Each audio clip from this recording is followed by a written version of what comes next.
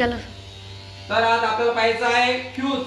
तुम्ही सर्वांनी घरामध्ये हा इन्स्ट्रुमेंट बघितला असेल, नाही का? कुठे लावलेला असतो हा? घरामध्ये वापरलेला, ज्या ठिकाणी आपण वायरिंगचा पुरवठा होतो त्यामध्ये वापरलेला असतं। प्रत्येक घरात तुम्हाला इन्स्ट्रुमेंट पाहायला मिळतं किंवा काही घरामध्ये हे असेल ॲडव्हान्स सिस्टम या ठिकाणी आहे। तर काय म्हणतात याला? फ्यूज म्हणतात। आता आज आपल्याला पाहिजे तर काय उपयोग आहे आपण पाहतो, प्रत्येक घराच्या लाईट फिटिंग मध्ये वापरलेला असतं।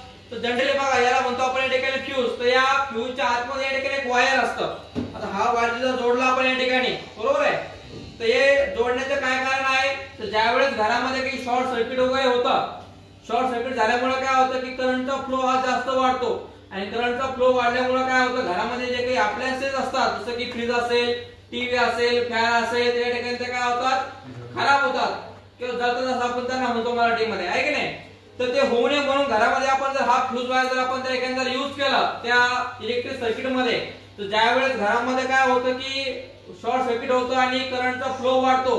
तर करंटचा फ्लो वाढल्यामुळे यामध्ये जे वायर जोडलेलं असतं याला आपण फ्यूज वायर असं म्हणतो।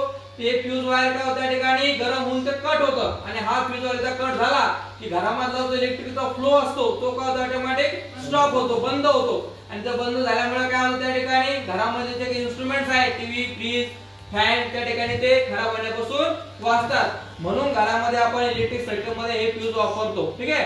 आता जर बघितलं आपण तर माझ्याकडे आणखी एक बघायचं आहे, काय बघा, फ्यूजच आहे हा, पण याला आता एक ॲडव्हान्स टेक्निक आहे। याच्यामध्ये काय होतं, आपण हा जर वापरला जुना फ्यूज, तर याच्यामध्ये काय असतं की हे जे वायर आहे हे वायर कट होतं, परत तुम्हाला हे वायर खोलावं लागतं, परत त्यामध्ये वायर टाकावं लागतं। तर हे सर्व थोडंसं अवॉइड करण्यासाठी सध्या आता नवीन टेक्निक आली, त्याला म्हणतो आपण एमसीबी।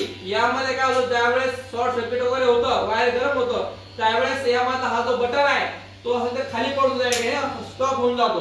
हा स्टॉप झाला म्हणजे काय होतं, इलेक्ट्रिक करंट या ठिकाणी स्टॉप होतं। ज्यावेळेस समजा आपल्याला वाटतं की इलेक्ट्रिसिटी चांगली आलेली आहे, अशा वेळेस आपण परत जर ऑन केला तर परत आपल्या इलेक्ट्रिक सर्किट मध्ये करंटचा फ्लो होतो आणि घरामधले त्या ठिकाणी आपण जे अप्लायन्सेस आहेत, टीव्ही असेल, फ्रीज असेल, ते आपण पुन्हा त्या ठिकाणी वापरू शकतो।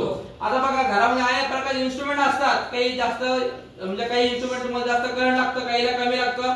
मग यानुसार हे जे फ्यूज आहेत त्यांच्या या ठिकाणी एक कॅपॅसिटी असते। आता हा माझा जो फ्यूज आहे याची कॅपॅसिटी बघा 15 एंपियर आहे। किती आहे? 15 एंपियर आहे आणि 415 व्होल्ट तिची कॅपॅसिटी आहे। काही इन्स्ट्रुमेंट मध्ये जास्त करंट जर लागत असेल तर अशा वेळेस तुम्हाला मोठा फ्यूज वापरावा लागतो। आता या फ्यूजची जर कॅपॅसिटी बघितली आपण तर ती 32 एंपियर आहे। किती आहे? 32। याची किती होती? 16 एंपियर, हा 32 एंपियर। अशा प्रकारे पाहिजे तो फ्यूज आपण घरामधले जे अप्लायन्सेस आहेत ते आपण त्या ठिकाणी खराब होण्यापासून वाचू शकतो।